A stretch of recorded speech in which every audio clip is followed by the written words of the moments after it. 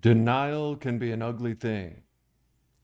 Here on Soberdelic James Addiction Recovery live stream at 9 p.m. Eastern Standard Time, we're going to be discussing 12 signs of denial and minimizing in addiction recovery. My name's James. I'm a grateful recovering addict and alcoholic, and I have had my experience with denial, minimizing, rationalizing, negotiating with my addiction.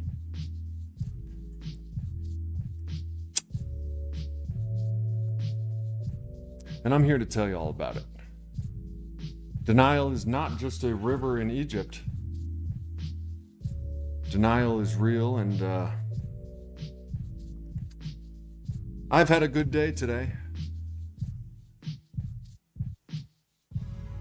Please tell me about your day as well. As you guys come in to join me tonight, and I'm so glad that you came in to join me tonight and every night. I'll read the 12 patterns of denial and minimizing in addiction recovery. I put the link to this article in the description below. Thank you so much for subscribing, and for my members. I'm just in a happy mood, and I will tell you why soon. Hello, Gail, Michael, Kopic, Miss Ford. Michael, it's good to see you, brother.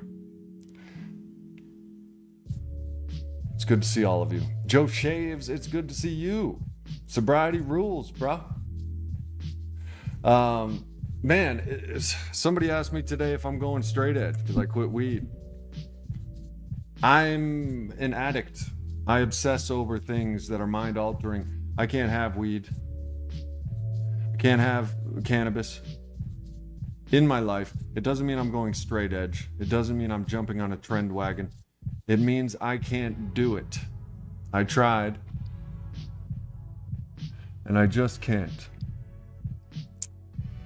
Let's talk about denial, not just a river in Egypt. The 12 patterns of denial and minimizing in addiction recovery. Minimizing in addiction is a denial strategy used by people with substance abuse problems to keep themselves in the addictive cycle. Addendum. We don't use it on purpose, do we? Do we, Joe? Denial needs to be recognized and dealt with as soon as you I had to give up my reservation for smoking pot. A lot of people say smoking pot is marijuana maintenance in addiction recovery. Sure, it may work for some people. It does not work for me. Don't be dishonest with yourself if it doesn't really work for you either. Hey, Miss Holly. Joe Shave says, what about microdosing mushrooms? That is another story. Notice how my name is still Soberdelic James. I haven't dosed mushrooms in a long time. However, I still believe in them. We'll talk about that at a different time. Am I in denial about that? I don't think so. There's a razor's edge between truths and untruths in addiction recovery. You have to be honest with yourself. You can't let your addiction talk you into it. Let's read what this person says. Chang Addiction Rehab from changsrehab.co. Denial can be a dysfunctional protection mechanism which you may use to protect yourself from having to recognize, deal with, and accept the reality of what is occurring in your life. This is often unconscious. To recover from addiction, it is incredibly important to be able to identify denial. The 12 patterns of denial were developed by international addiction expert Terence Gorski. Hey, a fellow Polak. We'll explain how addicts and alcoholics use minimizing as an effective strategy to stay in denial instead of face the reality of their addiction. Daniel Kopic, mushrooms, the only drug I've used over a decade with nothing but positives. I can second that, except for that one time I had itchy eyes, but that's a whole other story. Hillary May, is that the exchange we just had? Yes. Hillary wants to know if this has to do with her, as usual. Hillary, I thought we weren't talking. I thought your life was more or less complicated without me in it. I'm not afraid. The more I dig up about what I'm in denial about and what is wrong with my personal life, the more I work these 12 steps of Alcoholics Anonymous, the 12-step programs like Narcotics Anonymous. 12 steps don't change across the board, and they are a direct and useful, effective tool to know what to do with yourself after you give up mind-altering substances. Man, oh man, alcohol, as we discussed in the stream a couple days ago, is more deadly than all other drugs put together combined. So put that in your bong and smoke it. I have nothing against cannabis. Shit. Alcohol can be useful to non-alcoholics. Cannabis can be healthy to non-addict minded people like myself. I'm no longer in denial about this. Somebody stop me if I get back into denial about it. How am I coming in? Can you hear me? Can you hear me, Hillary May? Hey, Joe, where you going with that gun in your hand? Ah, yes. To recover from addiction, we must identify denial. Denial's sneaky. Our addict mentality will lie to us in our own voice. And I tried marijuana maintenance, cannabis containment, to smoke weed instead of doing deadly drugs like alcohol, benzodiazepines, opiates. It turns out I will do nothing but obsess over weed or any other mind-altering substance that releases dopamine and serotonin. I knew this deep down, but you know your boy has to just try it the hard way. But I am rid of all my paraphernalia, and I am in a good mood because of it. I am on a spiritual high. I am getting closer to my higher self. The high that is delivered by doing the right thing, the next right thing on each and every day. Don't even get me started. I'm back. What is denial and addiction? Denial is the first issue to address when addicted persons enter treatment or try other ways of recovering from their substance use disorder. Denial is when someone ignores reality, downplays reality, distorts reality. Reality is painful and difficult, and the addict turns to substances or other addictive behaviors to cope, to escape. We have a disease of the mind, and mind-altering substances is what we pursue. Does anyone ever notice that? All our lives we've been pursuing mind-altering substances. It's a disease of the mind. Lethal Entertainment, good evening. I hope you had a great day too. Hey, Michael. Tried to tell someone that. They actually... Jager Bomb, what up, man? It's Saturday night and Jay Tabor's in the house. Jay Tabor, Keith Byers. Hey, Joe. Back into the shadows I go, Keith Byers says. Oh, Keith Byers. What up, Keith? How goes it? Back into the shadows, huh? Keith doesn't know what's up with the chat. 2 accounts. They seem to have some kind of problem with it. I don't know either, bro. It's none of my doing, I promise. All are welcome here. And Lethal Entertainment had a good day, everybody. That deserves a celebration. Wow! I feel good. I knew that I bing bong boo hoo, yeah. By the way, I have a membership I posted to this. Become a member. We're going to the top. You're going to want a badge that says you've been with Soberdelic James since the beginning. It's been an interesting road. We have collected a squad of addicts and alcoholics trying to do right with themselves. Rest in peace, OJ. Or don't, you know.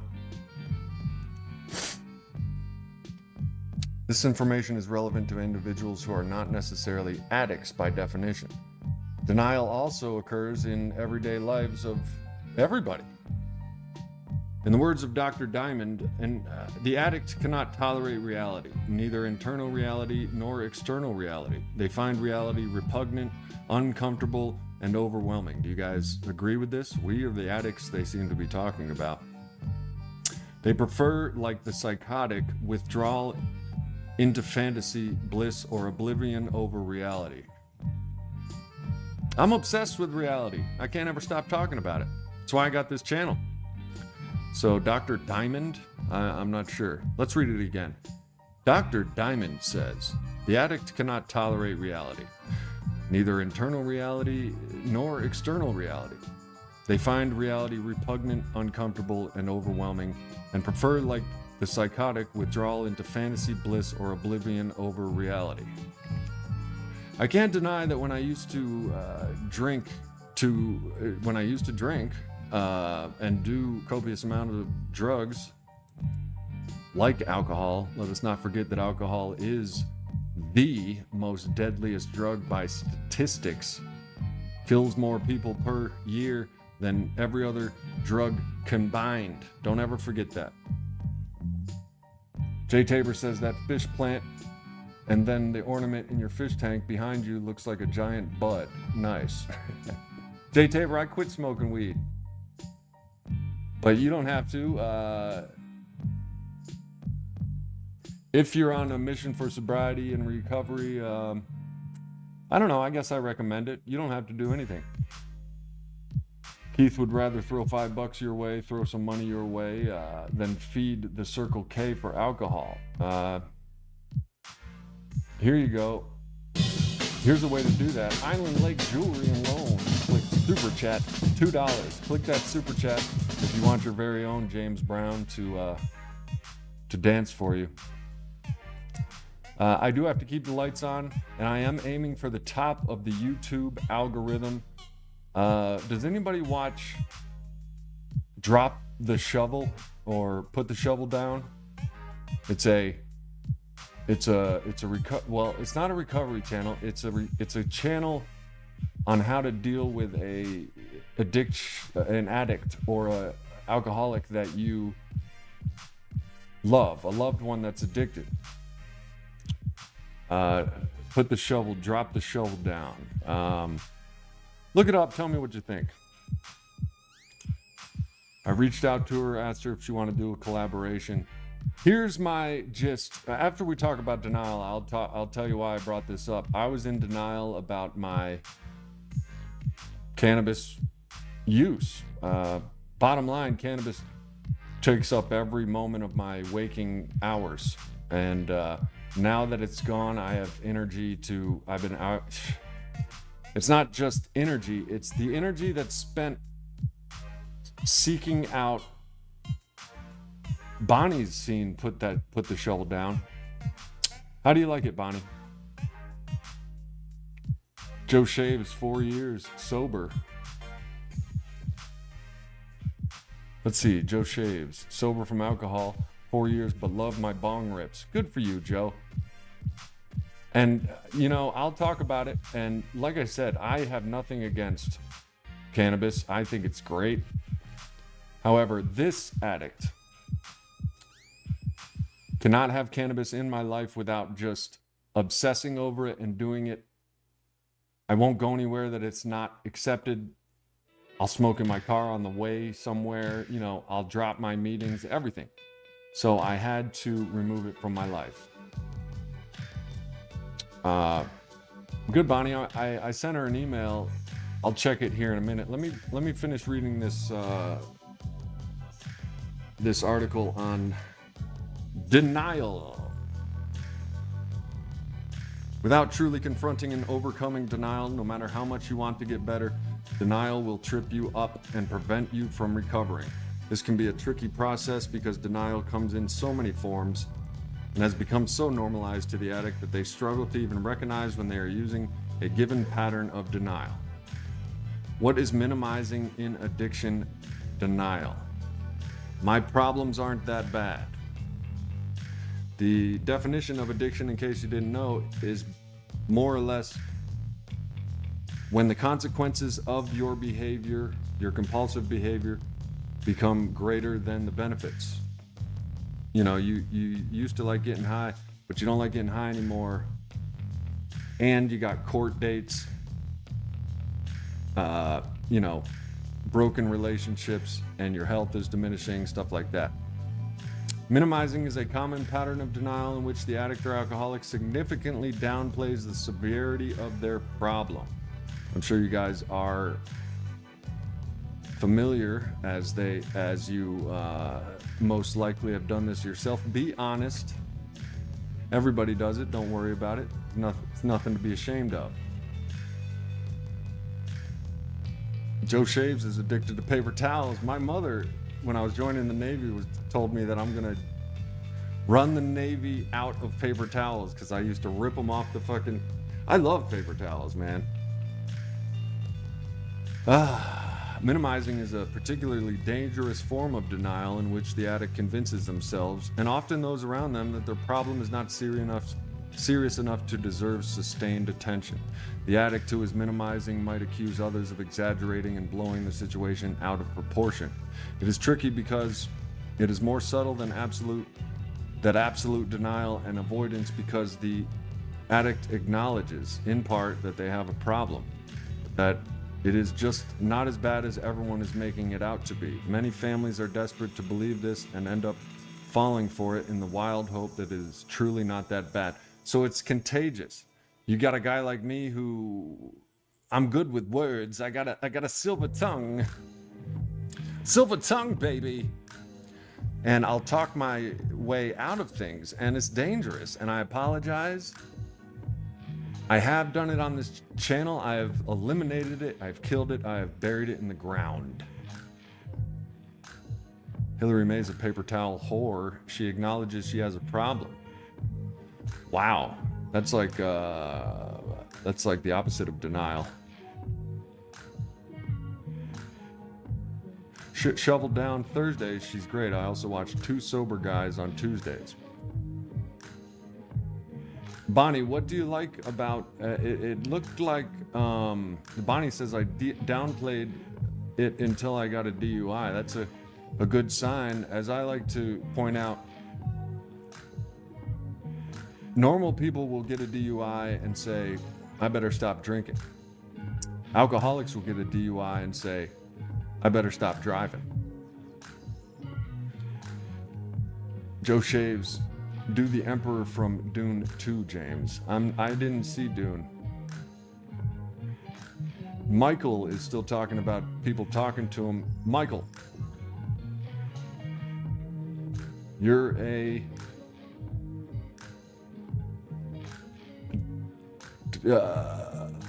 what's the word I'm looking for? Conundrum.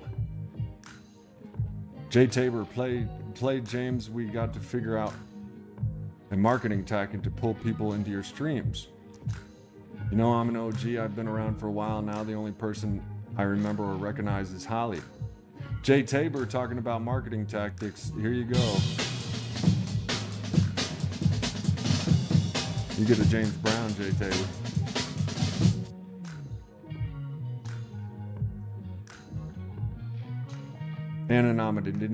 Unanimity. Vinny Vintage in the house. Michael. Yeah, talk to Michael, Vinny. He seems to have some questions that nobody really knows what he's talking about. I myself have dove deep. Let's see here.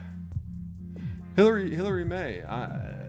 are you still there? I have something interesting if you want to. Bonnie, I have 3 years probation. I get alcohol and drug tested randomly, so I take nothing for a year now. Uh-oh, you're in drug court. What a trap. What a trap. Hillary, do you want to call in? You want to call in? And I do a phone thing now. You can call it my 518 area code phone number and be on the internet. You want to be famous? You want to call in? It's a call-in show now.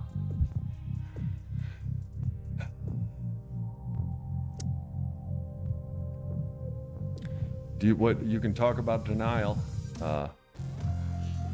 It can be as subtle as the pattern of minimization. It can prevent people from getting help, and it can be a precursor to a relapse in those who have gotten sober. Now you can say that again. Jay Tabor's called in. We're doing it again, Jay Tabor. Call in, call in, call in. Who wants to hear Holly's sweet voice? Mr. Shades called in yesterday. Thank you, Shades. Bonnie, you can call in. I'm only going to put the number up because, who wants to call in? Just raise your hand. Jay Tabor wants to call in. What's the number? I'll give it to you right now. Give it to you so hard. Here it is, coming at you.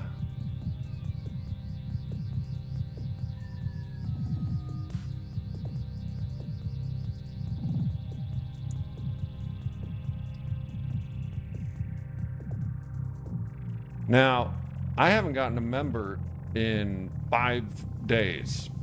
Who is gonna become a member today? Who's gonna be my 11th member? Have you guys checked the channel? Because on the channel there's 8 members that rotate and get listed at the top of my page. You're famous. You guys are famous now. How about that? Boom, boom, boom, boom, boom. Boom, boom, boom, boom. There it is. There it is, Hillary. Call in whenever you feel froggy. 518. That's a 518 area code. You know, I heard Handsome Gangsters are from the area code 518. Vinny Vintage, 3rd member. My man's got a light blue star badge. Maverick Capitalist attack on Israel. Tell us all about it, Maverick. Tell us about the focus.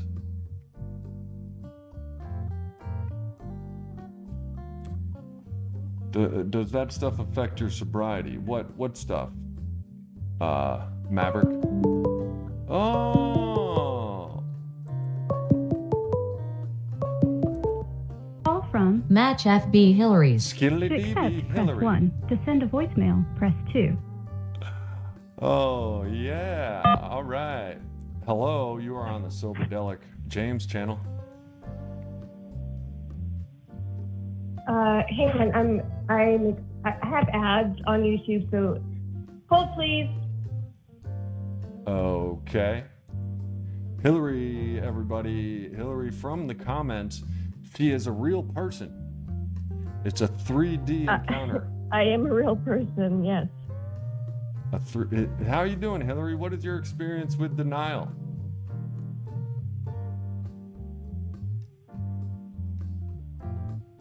All right, Hillary's hung up on me. She does this, you know. No, I didn't hang up. I'm right here. Yeah, I know. What's up, Hillary? Doesn't she sound cute, everybody? Oh, Holly says you sound so cute. I think Hillary's considering her options. She's like, maybe I don't want to do this. Uh-oh, Jay Tabor's No. Hang on. There's no options. I'm on a lag right now because I had an ad on YouTube and then I couldn't be right there right now. Your face is on a lag. Your face is on a lag. Always. So, is there anything you're in denial about at this current moment in your life, Hillary? You know what I mean? Tell us your, whip your diary out and read it to us. No, hang on. There's way too much baggage to unload in a short period of time for my denials. Well, you got to give us something. Pick a topic. Hold on. Talk to the audience. I got to let my girl out. 1 second.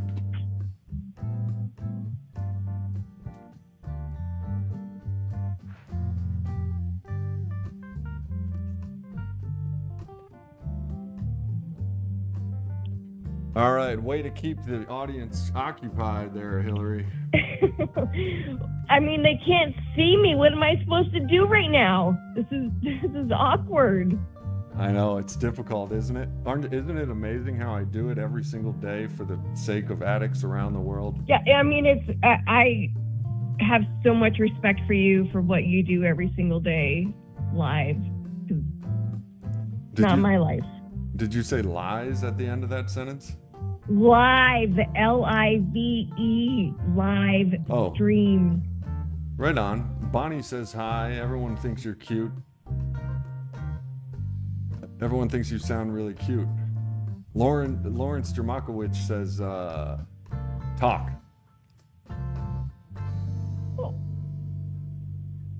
What do you want to talk about? Denial.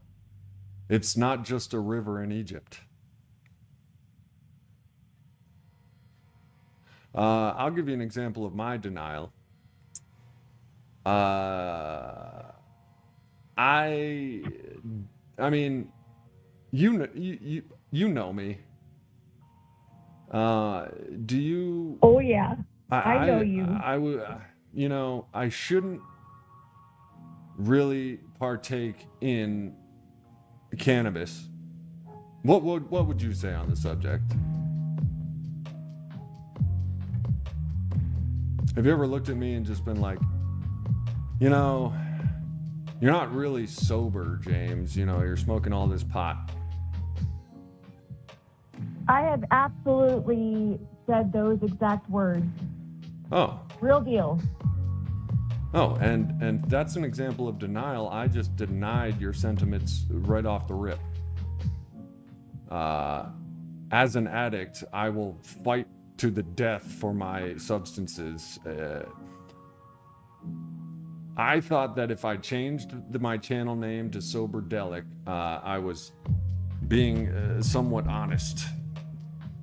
No, it's just the guys. I've known that. I've known that for 4 years or more. Be careful. You didn't know shit.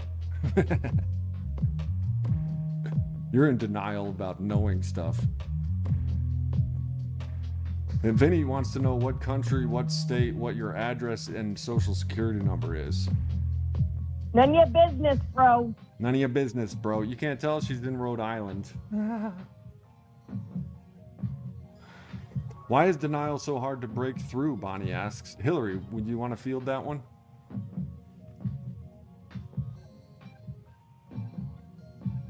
Dynamite drop in, Hillary. That's what they call dead air in the industry. Hang on, I'm thinking, James. Can I have a minute to think? I'm human here. All right, while you think, can everyone hear Hillary okay? Is she too loud? Is she too quiet? Does she sound too much like a mouse? These are industry questions. My grown children even approached me and I didn't listen, Bonnie said. Denial is, or in the words of Ace Ventura, denial can be an ugly thing. Denial can be an ugly thing. He wasn't joking. I mean, maybe he wasn't joking. Denial, in hindsight, you look at your denial and you're just like, ugh, why was I acting like that? Well, we have a disease of the mind. I'd like to point out that denial is a decision.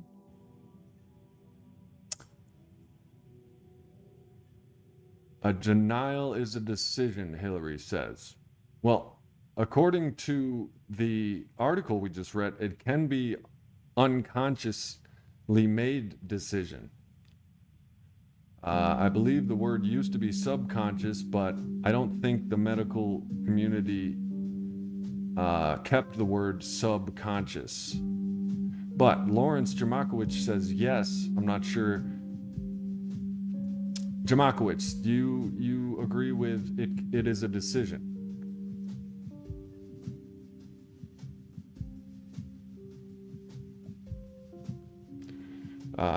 Yeah, it's a decision. Now, it's a decision made by a sick mind. Addiction is a sickness of the mind. Do you agree, Hillary? I do agree, but it does not solely affect addicts. Right. Yeah, absolutely. I'm not claiming that it does. I know it affects everybody. ES says, yeah, I think it's unconscious a lot of the time until you pierce the veil. Miss Ford says, I'm in denial about getting a job. My family doesn't think I can keep one. That may be the back half of that sentence might be fueling your denial, Holly. That is justification. Well, I don't get a job because my parents say I can't keep one. You know? Holly, you know damn well you can keep a job. I mean, and you probably Holly, not going to... you can absolutely keep a job. Come on. Your parents don't know shit. They didn't even let my dogs up in the hotel room. Yeah.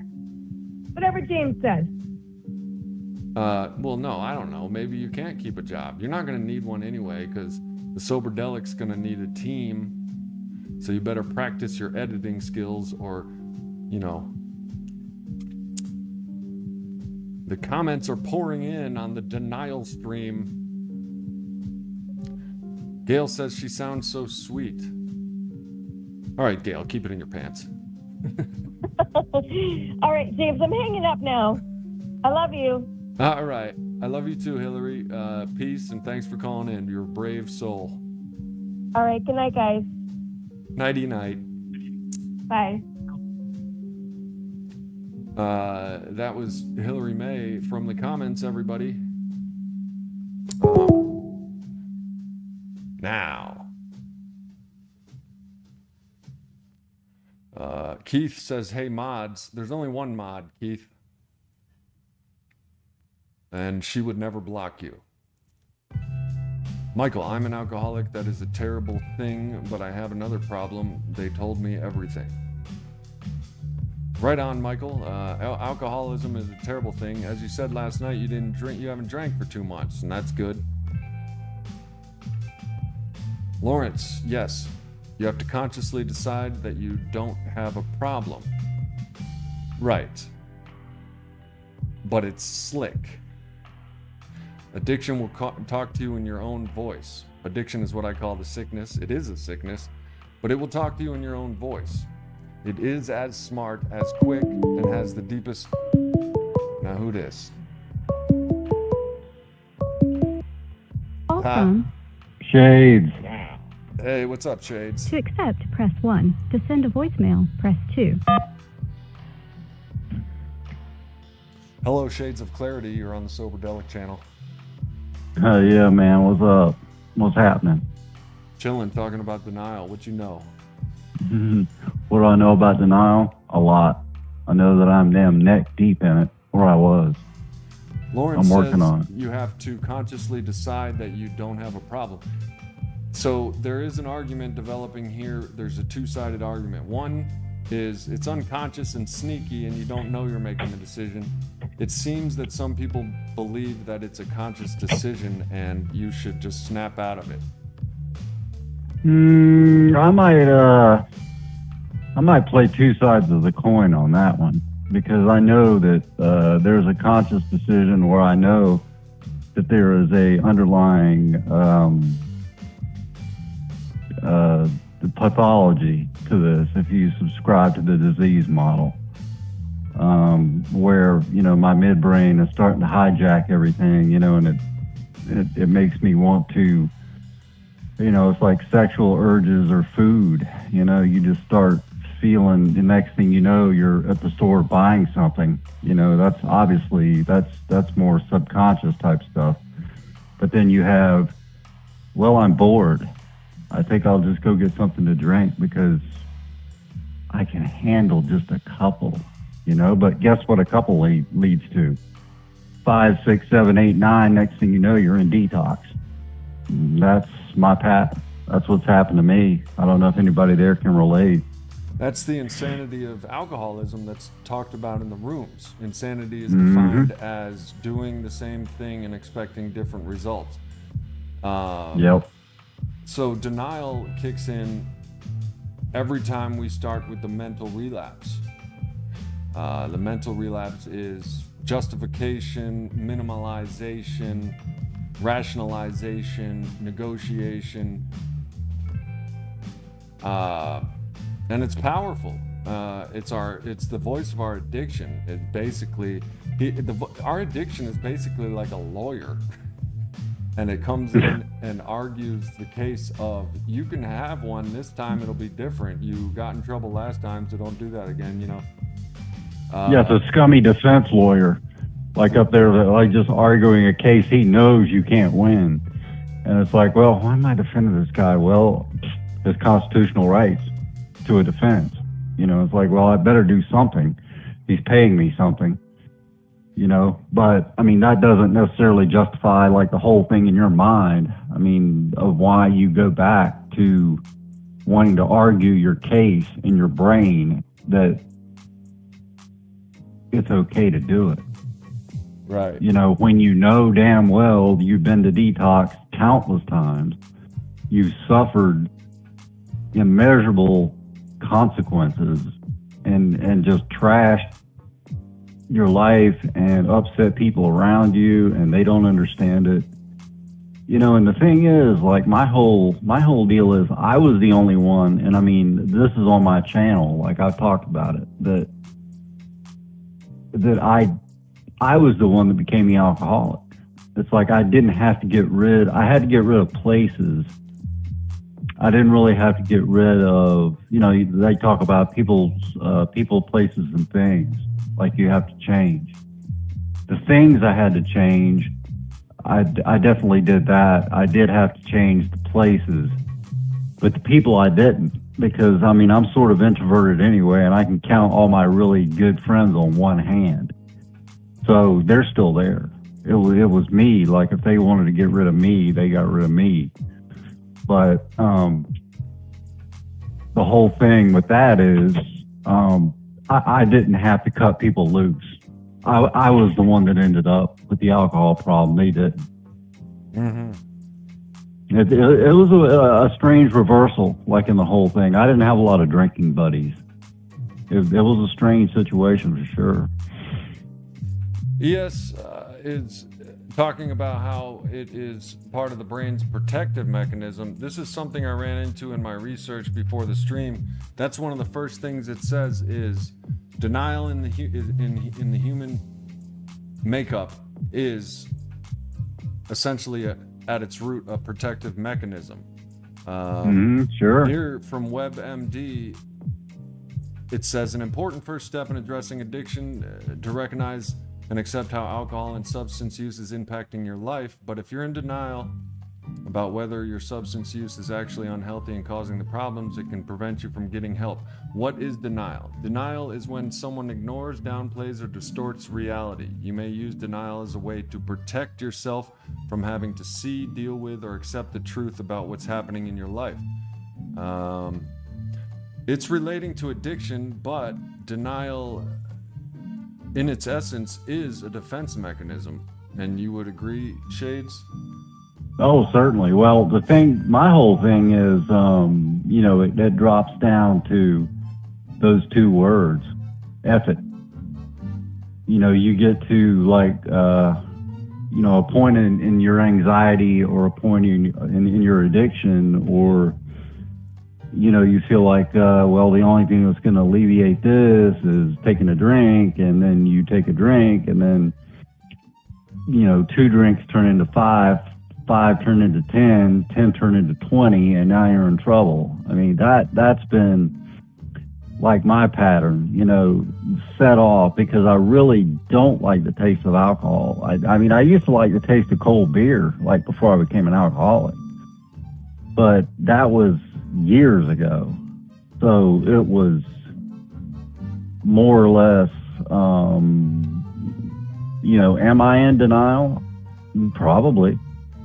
But the dichotomy, like the irony of the whole thing with that is that I know that I'm in denial, but I don't want to know that I'm in denial. So I'm in double denial. Does that make sense? Denial of denial. Exactly. It's cunning, baffling, and powerful. This disease is cunning, baffling, and powerful. It's a disease of the mind, and the mind is the most complicated thing in the universe. Oh yeah, certainly. Look at the cells. Look at the matter, the way it's made up. Look at the divisions of the brain. Or the prefrontal cortex, midbrain. You got your cerebellum. You got everything. You have everything that is divided up into all these areas that take care of functioning, like heartbeat, respiration, things like that have nothing to do with decision making. That's the front of prefrontal cortex. That's the stuff that that goes. The first place that goes, like when you drink, you lose your ability to make good decisions. All the inhibitions are gone. And over time, like that midbrain gets hijacked to where it needs whatever your drug of choice is as food, just like it would be sexual urges or hunger, desires, things like that. It just gets short-circuited. It's bad, man, the whole thing. Here's an illustration Excuse me. How I saw my denial when it came to cannabis. Here's how I describe it. In my life, I smoked cannabis. I've been in recovery for 20 years, but in the past 2 years of my 8-year sobriety, I smoked weed, and I was, just going along with all the lighthearted excuses like it's just pot and it's not physically addictive, marijuana maintenance, California sober, it's, blah, blah, blah. However, here's an illustration of how denial is powerful from an objective view. If I were watching myself on a movie, I would be saying from my couch at the TV, just don't do any mind-altering substances and you'll be okay. And that would be what I'd be yelling at the character on the TV. But the character being me, when you're in it, when the addict is in it, the denial is so slick. You're, like you said, you're in denial about being in denial. And it's, that's the sad part, is you have to have a power greater than yourself. A power greater than myself has happened since the third step of Alcoholics Anonymous, turning my will and life over to the care of God as I understand Him. And in my belief, I am observing a power greater than myself. Things are happening that I thought would never happen in my life. My fears are diminished, if not totally wiped for some things. And I actually, by doing the next right thing, I feel a spiritual high that blows all other substance highs out of the water. I feel safe. I feel guilt-free. I feel like myself. I feel healthy. It's a pink cloud high that I just got rid of the last of my paraphernalia. Rolling papers, bongs, an actual plant. Just out the door, out the window, not out the window, but I got rid of it, and since then I felt lighter. But I thought you said maybe that you were going to subscribe to that, like sort of like in light of what happened. You were going to maybe take another look at that. Oh yeah, well no, for months now. For 5 months I've been sober. I haven't smoked, and I've been thinking I'm going to take another look at it, and I did. I was actually, you know what? I probably subconsciously knew that the power the spirituality in me was growing stronger and stronger. And I asked God for the willingness to get rid of that. Because I love growing pot, man. It's not just getting high. It's growing the pot, drying it, grinding it, selling it, you know, rolling it, smoking it, of course.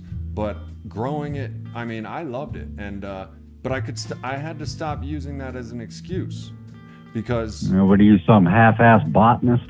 Is that what we got going on here? I like mean, you love the whole process, you know, that goes along with, you know, people that use, you know, opioids. It's like they look at it as a ritual. They love the whole process of cooking, you know, cooking it up and doing whatever they do. And it's like, they love that whole thing. And it's like, I can totally understand. There's a good point. Copic says you don't have to grow psychoactive pot. You can always grow CBD. But, you know, that's interesting point. That's an interesting point. I could do that and make CBD gummies if I really like growing pot so much. That is a good point, Daniel. See, that's why talking to other people in recovery is important, because I never had that idea. There is CBD pot with no psychoactive tendencies. Yeah, I had a friend that actually, he went in for a drug test. He works for a heavy equipment company, and went in and they wanted to know why he popped, because he was taking like CBD and he popped for THC, and they're like, well, we don't know what we're going to do. So, and then his boss came down. The funny thing is, the whole irony of the whole thing is, his boss is, I take that stuff too. He's like, you can't fire that guy. He's like, you're going to have to check my urine. So he's just like, well, they're like, they didn't know what to do on it. I mean, weed is like a very strange, and I mean, I've touched on that in my videos. It's a strange drug because it does have absolutely great medical value, and it should be researched more, and it shouldn't be just shut off and turned into a Schedule 1. You know, it probably should be backed off. You know, we'll probably, North Carolina, where I'm at, I mean, it'll probably be legal here. I don't see it being illegal that much longer. Right. Like I said, just, I don't consider pot, I think cannabis is wonderful.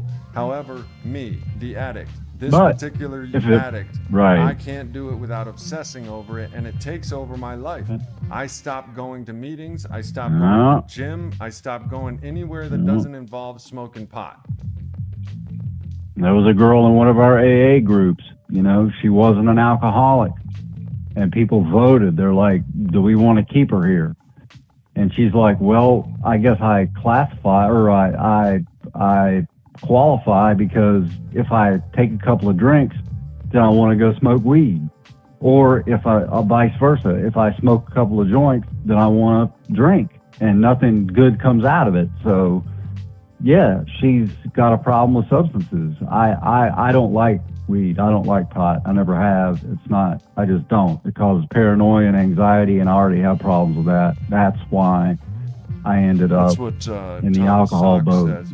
Hey, man, let me let you go. I'm missing a bunch of comments here. So let me. Yeah, I was getting ready to get off, man. I'm just running my just flapping my gums. But it was good talking to you guys. I'm just missing some people's comments here. But thank you for calling in, brother. And I will talk to you soon, no doubt. I'm going to do more of these phone calls. Yeah, no worries. I'll be back on the chat. I'll see you later, James. All right, later, bro. Bye. Holly, I noticed your comment. How many of us have actually experienced the pink cloud? Let's talk about the pink cloud for a minute. Holly is saying, how many of us have experienced the pink cloud? Vinny Vintage says, I swirl in the pink cloud every other day. Tom Sock, anxiety in cannabis, I think you're talking about, which is true. And the guilt. I mean, look, man, I want to be clean. I want to have a clean slate. I'm an addict. I do everything either 100% or 0%. There's no in between. You know what I'm saying? I also feel like weed will always irritate my ADHD procrastination side. Yeah, it drains dopamine, and that's very correct. ADHD in me, I was in denial. I just totally would not acknowledge that I get crazy distracted when I'm on pot. And all your dopamine is sent. So like you have no dopamine is the motivational chemical in your brain, and when you get it all sent into your brain because you're smoking fat dubs, you don't have motivation to go pursue life, pursue that partner that you want, pursue that goal that you want. I have a goal here, and I have a goal here to build an aquascape, a pond, wetland system, waterfall type joint with koi fish and shit in my backyard that my dogs can drink the water, and it'll just be a paradise back there. I would appreciate if you guys contribute to this goal. $2 at a time will work. Becoming a member will work. Super chatting would work. That is my goal. That's all I want in life, is to be able to help addicts online and build a wetland pond system in my backyard. That's my goal. If I smoke pot, I'm just going to smoke the pot. I'm not going to get the dopamine to go do that. The pink cloud, Bonnie. The pink cloud is a slang term in AA for when you first, and NA, when you first get sober, life seems so overwhelmingly awesome that you seem happy, super happy all the time. Like you can't be, because look, when we come out of rock bottom, everything, there's only one way to go, and it's up. Once you put down your drug of choice that's been running your life, good things stack on top of each other, and I'm riding high. I've been riding high for 5 months. Ever since I started working the steps. My sponsor says, this too shall pass. I said, I've been riding high, and I said, this too shall pass. And I know this. I've gotten sober multiple times, which is nothing to brag about, but then again, it is. Keep coming back. Tom Sock, 86 days sober, keep coming back. Tom Sock, are you experiencing a pink cloud? Bonnie says, thank you, Keith. Thank you, Keith. Honestly, the last time I got sober, I was so scared and so desperate that I barely experienced a pink cloud. I just wanted to live and not burn down my life. Right. If you stay sober and work the steps, I'm not gonna lie, it involves going to the rooms. I've never really experienced it without going to the rooms of AA.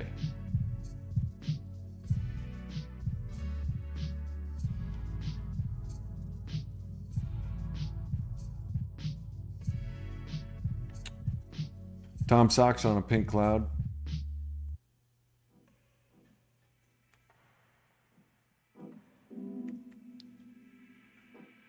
Right, Kopic. That's what I couldn't deny this time. I have gone without smoking pot. I was in between harvests. I had a beautiful bubblegum kush plant or whatever, bubblegum. And like I said, I love growing it. So I was manipulating it, double topping it. This thing is going to yield close to a pound, 16 ounces probably, when it's done. I gave it to a buddy, or I sold it actually, and or no, I didn't. ADHD does fuck with sobriety. That's a good topic for a stream. Good topic, ADHD.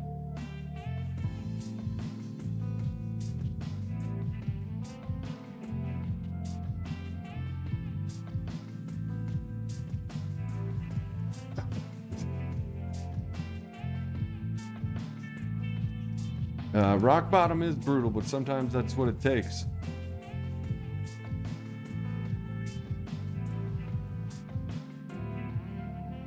It's the rock bottom.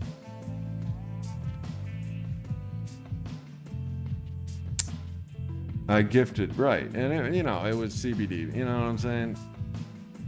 I'm not even too concerned about it, but you know what? It's gone now. I don't have to sweat it. I was thinking about it I've been thinking about it the whole damn time. My whole time in sobriety, I'm preoccupied with pot, whether or not it's all right to smoke and shit. And like I said, if I was watching myself on a movie, I would be yelling at the TV, just get rid of it, dude. Just get rid of it, dude. You tried it in sobriety. It doesn't quite work because as addicts, it's an obsession. I like to use my obsessive personality towards things like helping people now. And maybe I'll obsess about building that aquascape in my backyard. Tony G, what's up, man? Talking about denial in the pink cloud and other things. Yeah, Daniel, I had a shrink, a psychotherapist, tell me one time that was my pattern, was getting very close to the edge of success and then blowing it all in a pool of alcohol. That's what it took me, James, Bonnie says. Still feeling the after effects of how much I messed up my life. The wreckage of your past, trust me, I know. Bonnie, do you read the big book of Alcoholics Anonymous? Do you have one? Lawrence says, I was for the first year on a pink cloud. Then my wife decided she did not want to be with me anymore and I lost everything I had worked for. I did not go back to drinking, but I do go to a dark cloud. Yeah. And you know what that's called? Life. We addicts, we think we're unique and that our problems are unique, like nobody else has them. So we drink and use. The problem with that is that's just life. There's ups, there's downs. That's why my sponsor said this too shall pass about the pink cloud. This too shall pass doesn't just apply to the bad times. This too shall pass applies to all times. And that's one of the reasons that it's so legit, is because this too shall pass. If you're in a bad time, this too shall pass. And you know that's true because when you're in the good times, those too shall pass.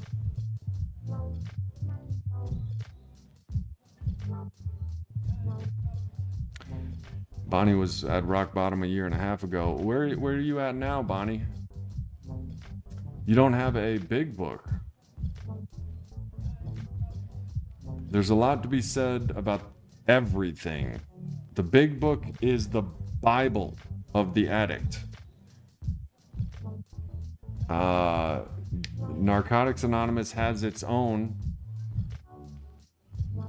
I don't know how much you're a reader. Maybe you like to listen to books. You can read it on aa.org. You can read the big book on aa.org. It's that simple.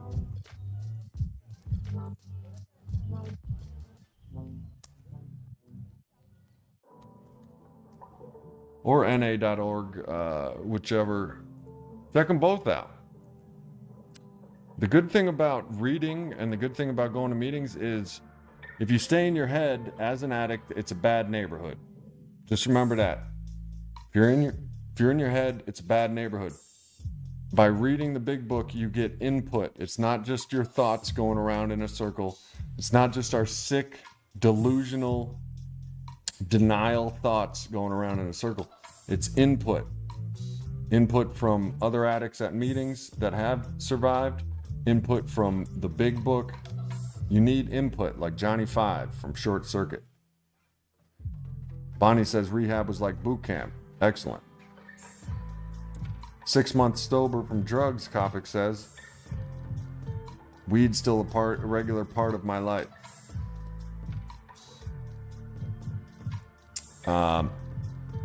Just don't be in denial about it. This guy can't do it. I did. You guys, I mean, some of you were here. I mean, shit. Once I started, I lost a whole crowd of viewers and gained another crowd. It was crazy. Now I just want to help people, and I can't really be that much of a service if I'm not honest enough to admit that, yo, I'm an addict. I obsess over any mind-altering drug. I will obsess over and just do like crazy. The only one that isn't like that is mushrooms. And I'm not saying that because I have mushrooms or I'm doing them. I haven't done them in months and months and months. And maybe with my higher power and God, he'll let me know. But pot wasn't working.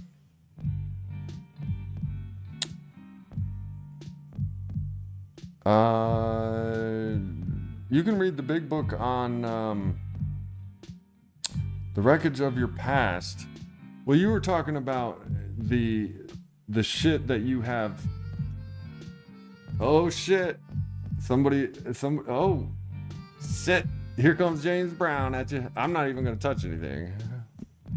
It should trigger it. Good night. How do you know what I'm powerless over and what is unmanageable? How do I know what I'm powerless over? And what is unmanageable? Have you ever heard of the Serenity Prayer? Thank you, Vinny. You'll get your James Brown. Don't worry, it's coming.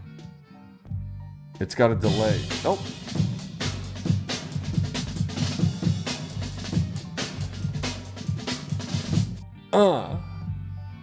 Yay! Thank you, Vinny. That's going towards the waterfall fund. The Serenity Prayer. Good Night asks, how do I know what I'm powerless over? Well, I knew I was powerless over alcohol because it put me in jails, hospitals, institutions, and damn near killed me multiple times. Those are all, it made me homeless. It ruined my relationships. It left me friendless, familyless. If I had power over it, how could it do those things? I'm the hard-headed personality that will almost kill myself, proving it to myself, as are most addicts. But you don't have to be. It's a fucking road, Kat says. What's up, Kat? I'm 45 years old. 46. I've had 3 years, 10 months, 5 years, 1 year, and now I'm at about 3 days. Good for you, Kat. I have the same kind of track record, and it was all about step 3 for me. It was all about finding a God of my understanding. I'm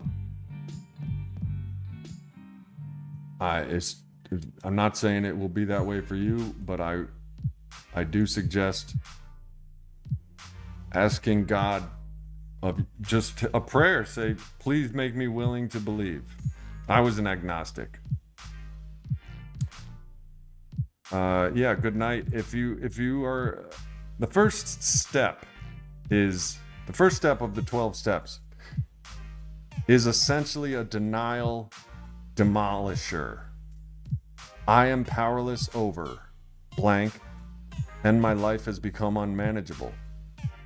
If you can say that about anything in your life, use the rest of the 12 steps to get rid of it. I'm powerless over alcohol. My life becomes unmanageable. It's been proven. When you almost die from something, you're powerless over it. There are channels on YouTube. Drop the Shovel, I think, is one of them that I saw. In her bio, it says, you are not powerless over addiction. It is predictable and you can outsmart it. That is dangerous for the addict. I'm not sure if she is an addict because she talks to mostly people that have addicts for family or loved ones, but it is very, very dangerous to think you have power over your addiction. 100-year-old step, the very first step to a 12-step program that's 100 years old,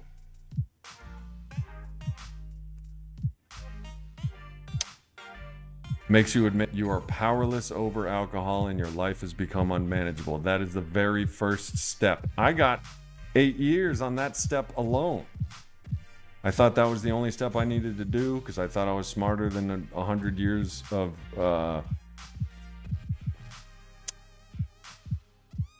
knowledge, but go figure I'm not. I'll be right back.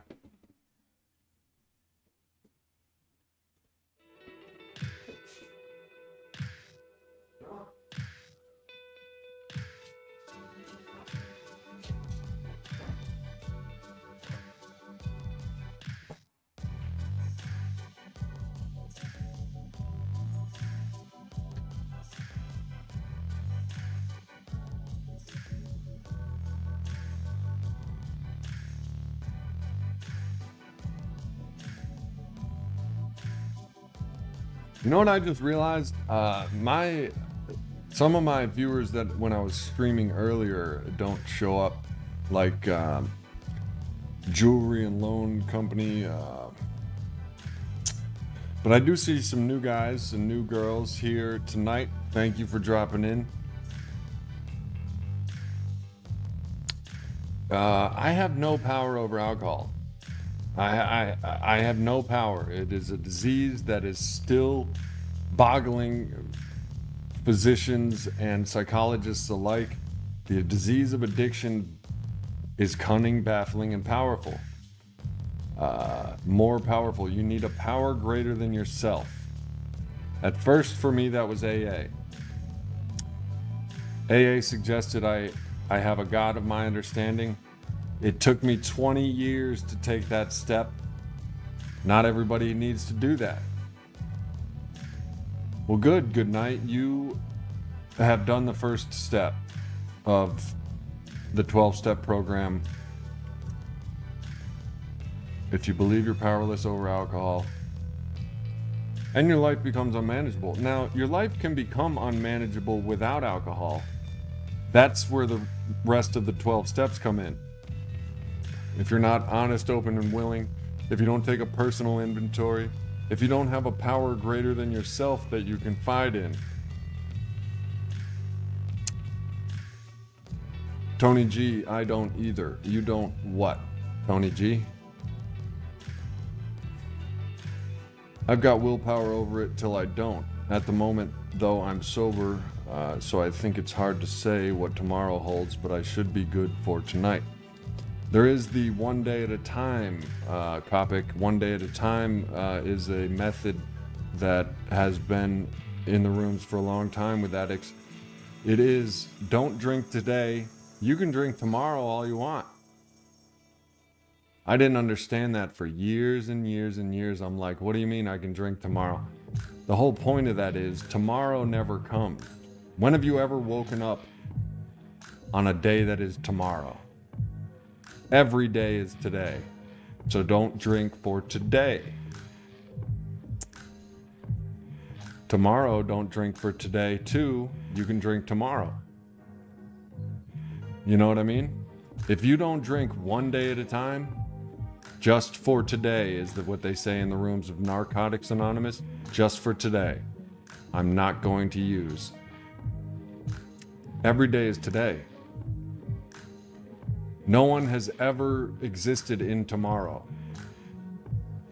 And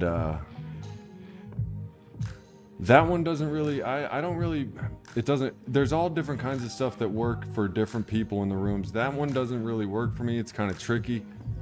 I know I can't drink for the rest of my life. And I go about, it's all about if you listen to AA and not yourself, you are safe.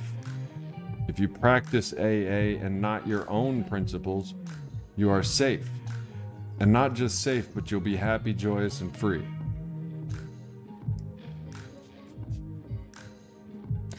Bro, I mean, shit, I'm not bullshitting you. I would...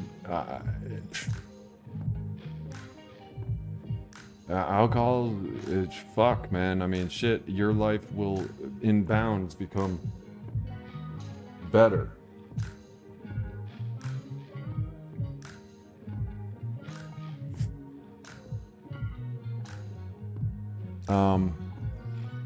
And just lay on your weed, bro. If you need to right now, do your marijuana maintenance. I don't like to call it marijuana, but alcohol is a dangerous drug. I'm trying to get my camera to focus. It keeps focusing on my fish tank. Focus on me, god damn it.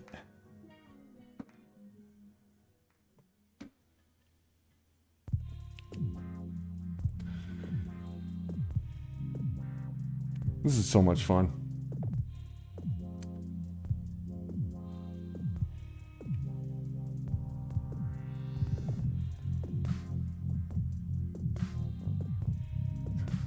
Oh man, ask God, bro. It's all about the willingness. Be honest with yourself. That's the first step. I honestly, I'm powerless over alcohol. My life has become unmanageable. Be open-minded. You come to believe in a power greater than yourself that can restore you to sanity. And it's not saying you're insane in the membrane and you're just this crazy mental patient. It's saying the definition of insanity is trying the same thing over and over again, but expecting different results. That's the insanity definition. And then the third step is be willing. Hand your life over to the care of God as you know it. Hand your will over. Everyone talks about willpower. Addiction will eat your willpower for breakfast and shit you out. Our society, or I'm sure it's the same way in the UK, says you can do anything you put your mind to. That is false. That is false. Your willpower has a purpose, but it is not the be-all, end-all. If anybody doesn't believe me, if you're an alcoholic, go try some controlled drinking. The alcoholic cannot control and enjoy his drinking at the same time. When he's controlling it, he's not enjoying it. When he's enjoying it, he's not controlling it. Tell me I'm wrong. Go to a party and control your drinking. You can do it, but it is fucking hell. I would go home and fucking drink, or maybe even the next day fucking drink what I missed the night before.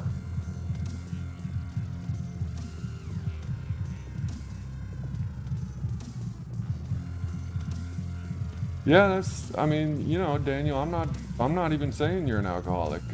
That's up to you, bro.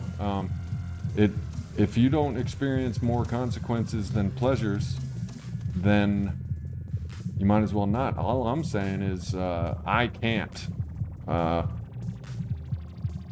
have gone for 2 beers and a burger, and maybe I had a good time.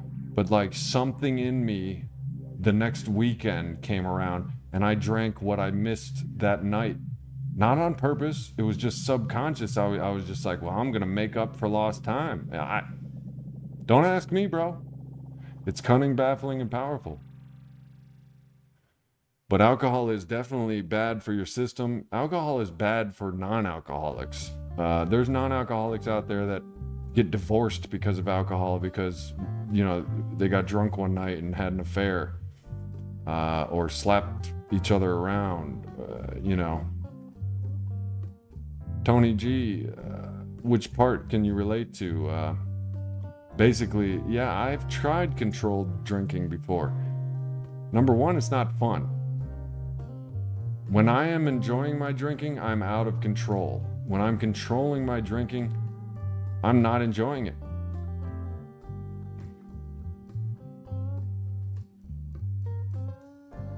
There is an invisible line where the substance takes over. Willpower goes out the window when your body crosses that line. It's called the phenomenon of craving in the big book. Bonnie, I want to get you a big book.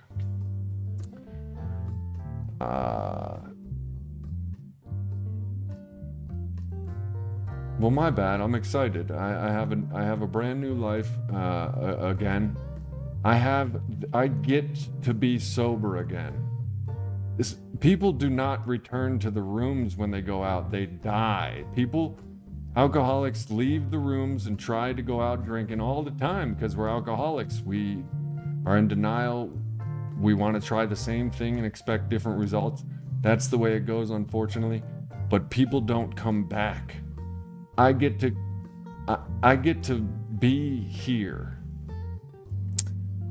I'm crazy grateful. For me, it wasn't worth it anymore to keep drinking or smoking too. Good night. I'm proud of you. I can't control it, Tony says. Been many years, nobody knows. You know what I mean? It's cunning, baffling, and powerful. The phenomenon of craving kicks in. That's what the doctor, in the doctor's opinion, it's in the very beginning of the book.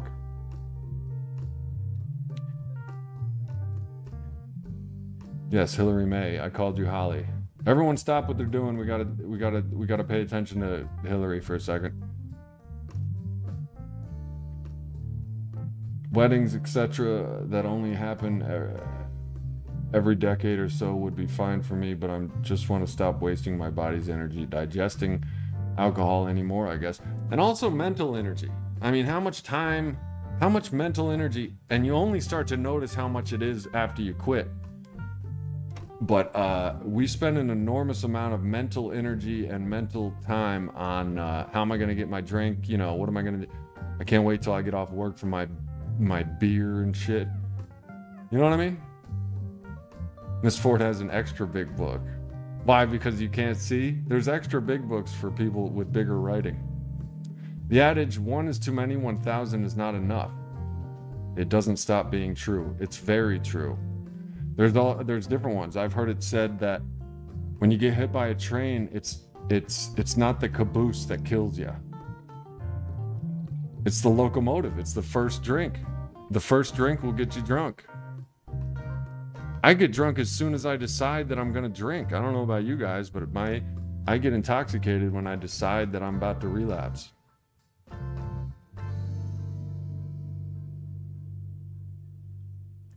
Why do we want it so much? It's cunning, baffling, and powerful.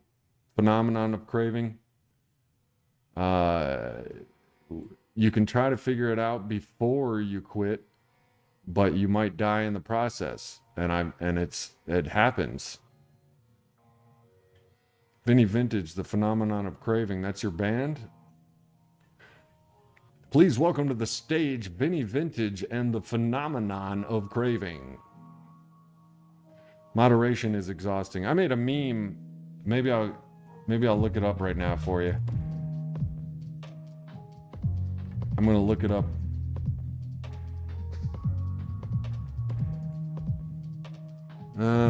Actually, I could probably do it like this. Ah, here we go. Speaking of moderation, I made this, check this out.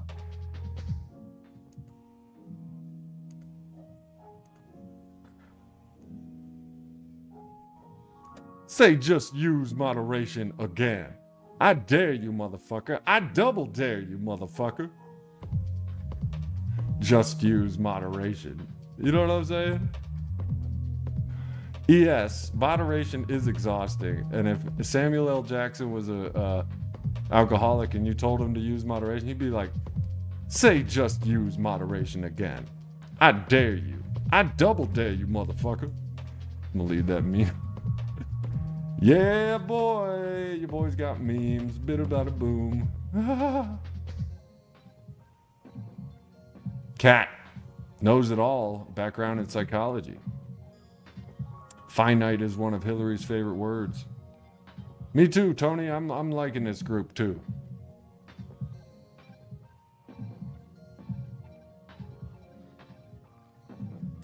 Willpower. It is powerful. My willpower has taken me to jails, institutions, and death. That's how powerful it is. And I say death because my heart has stopped twice. I've been in comas. My whole body's been skimbly bimbered.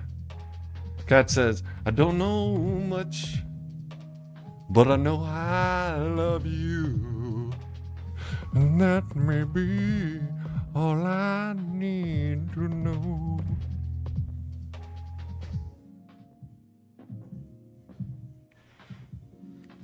The obsession to drink will be lifted from you if you ask the God of your understanding. Kat, do you have a big book? Said, I don't know much, but I know I love you. And that may be all I need to know.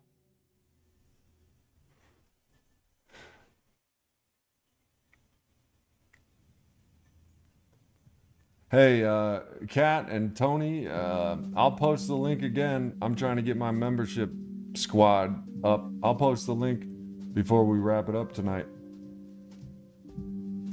It's pinned at the top of the message board, but it's been a minute since I got a member. So here it is. Join this channel for perks. You get nifty badges, early access, depending on the tier. There's 3 tiers. And there's also a members only video section. A Skimberly Brie, all I need to know.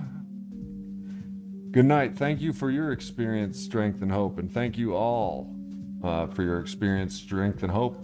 Check out that membership. Just click on the link. You don't have to buy anything, but I could use some money to keep my internet and lights on and to feed my dogs.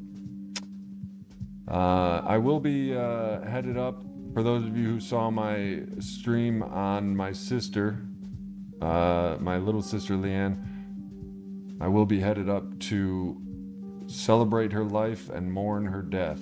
And I want everybody here to know that a power greater than herself, addiction, took her life 3 days ago. So for those who say you are not powerless over addiction, I ask them this: why do people die? Why do people go homeless? Why do marriages break up? Why do people lose their families, their jobs? It's not just because they like getting high. It's because we're powerless. So the answer's in the steps, the 12 steps. And if you don't have a big book, it's good reading. And if you can't read, it's good listening. The Big Book of Alcoholics Anonymous. It's been a great stream, everybody. Well, that's my cue. All right. All right, one more time. Well, actually, you know what? Let's do that for Vinny.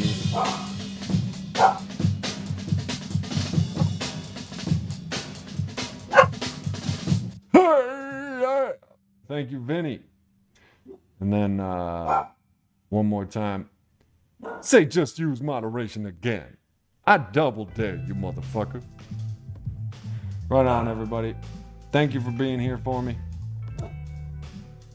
And thank you for sharing with me your experience, strength, and hope.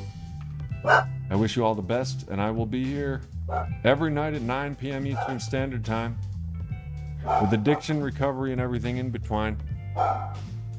Until then, keep it clean, keep it real, keep doing the damn thing. Peace.